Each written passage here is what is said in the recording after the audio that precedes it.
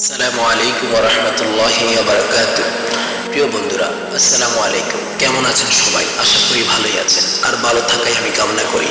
প্রিয় বন্ধুরা, আজ আমি আপনাদেরকে এমন একটি ফাঁদ সম্পর্কে জানাবো যে ফাঁদটি হচ্ছে শয়তানের ফাঁদ, মূর্খতা।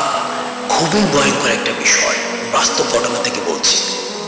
একবার এক মূর্খ লোক এক বড় জ্ঞানী লোকের গাড়ি ড্রাইভার ছিল।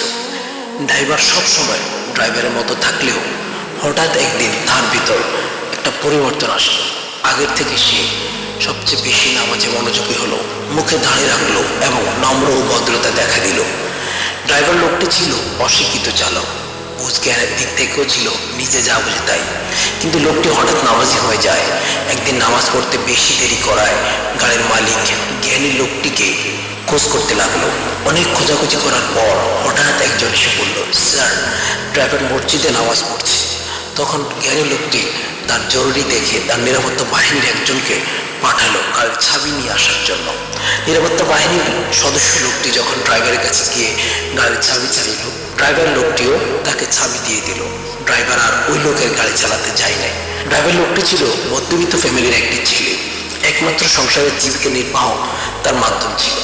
এরপর জ্ঞানী লোকের অফিসের অন্য একজন লোক ড্রাইভারকে বলল, তুমি গিয়ে স্যারের কাছে ক্ষমা চাও, তাহলে চাকরি ফিরে পাবে। ড্রাইভার লোকটি জ্ঞান কম থাকা সে তার অফিসারের কাছে ক্ষমা চাইল না। তার উদ্দেশ্য, সে ইবাদতে বাধা দিয়েছে, সুতরাং সে এই লোকের চাকরি আর করবে না।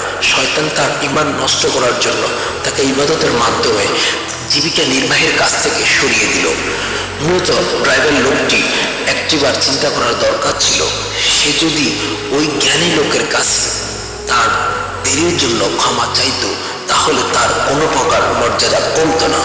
আর অফিসার যদি ভাবতো সে যেহেতু নামাজে গিয়েছে আর সেখানে গিয়েই যেহেতু দেরি হয়েছে, সুতরাং তাকে ক্ষমা করে দিলাম। একজন শিক্ষিত জ্ঞানী হয়েও আল্লাহর ভয় ছিল না, আর আরেকজন আল্লাহওয়ালা হয়েও সঠিক জ্ঞান ছিল না। সুতরাং দুজনে ইসলামিক জ্ঞান শূন্যতার দিকে পিছিয়ে ছিল বিদায় সমস্যাটির সমাধান হয়নি।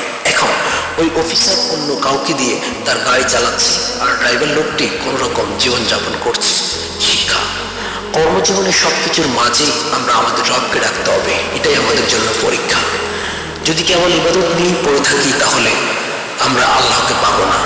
আমরা যত বড় শিক্ষিত হই না কেন, আমরা ইসলামের জ্ঞান রাখতে হবে। কারো কাছে ক্ষমা চাইলে আমরা ছোট হব না, আর কাউকে ক্ষমা করে দিলেও আমাদের কোনো লস হবে না।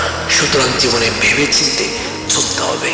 মনে রাখতে হবে, শয়তান সবসময় আমাদেরকে বিভিন্ন ফাঁদে পেলে ঈমান দুর্বল করে দিতে চায়।